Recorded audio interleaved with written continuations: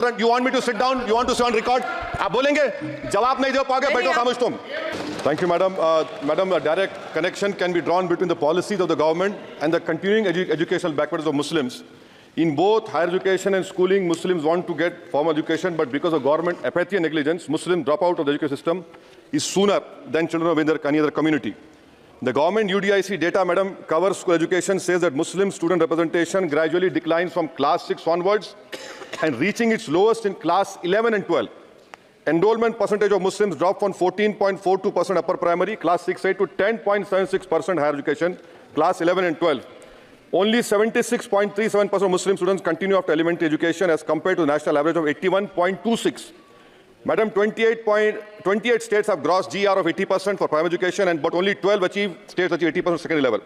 This shows a clear systemic bias against Muslims. Muslim children do not have means to cross beyond primary education, but the government has limited pre-matric and post-matric scholarship class and above. I want to know from the Modi government that does the Muslims of this country have a fundamental right to education under Article 21A or not? Or do you want to make the Muslims, 17 crore Muslim second-class citizens status permanent? Madam, there are 1.7 lakh fewer Muslims pursuing higher education. That was not the case till 2021. You unleashed your ideology on the biggest minority, and you see that 1.7 lakh fewer Muslims are pursuing higher education today. And I want to give them some bad news and good news for the nation. Those who say that we Muslims don't teach our girls and oppress our women are wrong. I'm quoting data. I can challenge anyone. Muslim girls are enrolled at school level higher than boys. The gender parity index for the rest of the population is 0.93, but for Muslims it is 0.99. The sad fact is that these girls and boys are not prevented from educating themselves because of some evil Muslim men, in inverted commas, but because of crushing poverty and absence of government support. This government education policy talks about universal access to education, ensuring universal literacy in India 2047. But how can you achieve, sir, if 14% of the population is dropping out of education at primary level? How can you achieve when about 25% of rural youths in the age group of 14 to 18 cannot read a class 2 level text fluently in regional language? And while more than half struggle with division 3-digit by 1-digit problems, a skill usually is expected to achieve in class 3 and 4.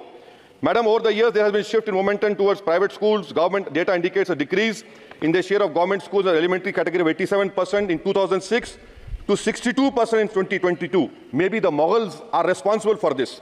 This means that the government has decided to leave the poorest Indians to for-profit schools and abandon the responsibility on the RT. Madam, for Kendra Vidyalaya, the government has allocated 9,030 crores, Navodaya Vidyalaya 15,800 crores. How is it that you have vacancy of 6,653 in teaching and non-teaching staff? Would you blame Babar for this? I'm sure you'll do that. In Navodaya Vidyalaya, 15,800 crores have been allocated, 4,675 vacancies are there. Sanctioned strength is 34,354. In Navodaya Vidyalaya and Kendra Vidyalaya, it is 56,703. You have passed a law 5 months ago about cheating, malpractices, but you are so great in implementing. It took you 5 months. Maybe you are waiting for the NEET paper to leak. That is what I can say. And I'll show you the classic example of favoritism, madam, over here. Jamia Millia Islamia is allocated 3 lakh per student, Aligarh 3.9 lakh per student, and BHU gets 6.15 lakh per student. Why this favoritism? And may I request the Honourable Minister through you, madam, that PM USP 1558 crores have been allocated. Please have some liberal mindedness, so that more Muslim students can get this. Your HIFA scheme, madam, HIFA scheme, 39,720 crores have been sanctioned for 103 institutions. 22 are IITs, 12 are AIMs. These people can pay back money. How can Jamia Millia and AMU pay back money? I don't know who has told you this. And more important, madam, 29% of graduates and above in India are unemployed. And half of them do low-skill jobs. This is for you to understand. And may I come to Jamia Millia, madam? Jamia Millia, you have no permanent vice-chancellor. Why is it that a registrar is not even qualified to hold that post?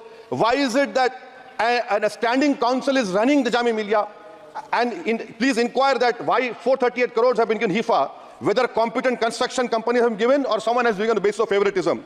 How is it, sir, that the present status of 100 years old Jamia Teachers Association, their office has been sealed, their body has been dissolved, there is no funds to run the university, to pay outsourcing staff, to build for building maintenance, no research grant? I demand that registrar leading and the standing council to be immediately removed.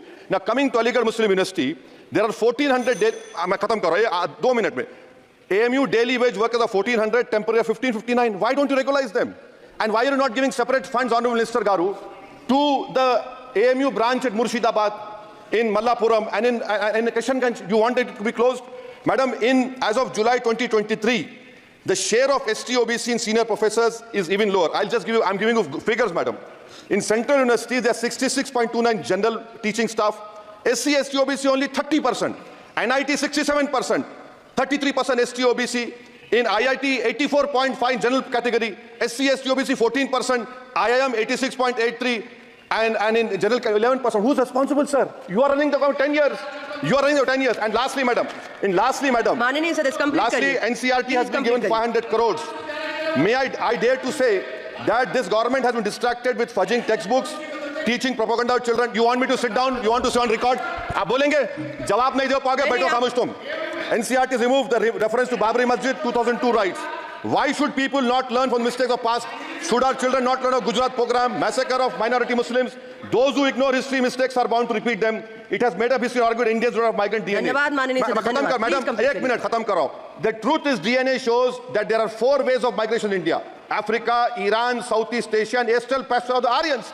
There is scientific consensus on this. May I request the Honourable Minister to you, why do you want to hide the killers of Mahatma Gandhi? Do you want to make Godse a freedom fighter? Let the children know who's a Deshbhakt and why are you trying to protect your organization, ideology organization? Madam, in end, I would appeal to the government to fix your priorities. You need to construct more government schools, improve quality of schooling. You need to make active efforts to reduce dropout rate of Muslims. You have a job cut out for you. Do not waste your time. Do not use school textbooks as battleground for petty ideological quarrels. The future of our children depends on quality of education. May I request the Honourable Minister, concentrate on 14% Muslims. You have the highest dropout rate. This nation, we want it to become Viksit Bharat. But if you keep on unleashing the ideology of hatred, we cannot become Viksit Bharat. Thank you, madam.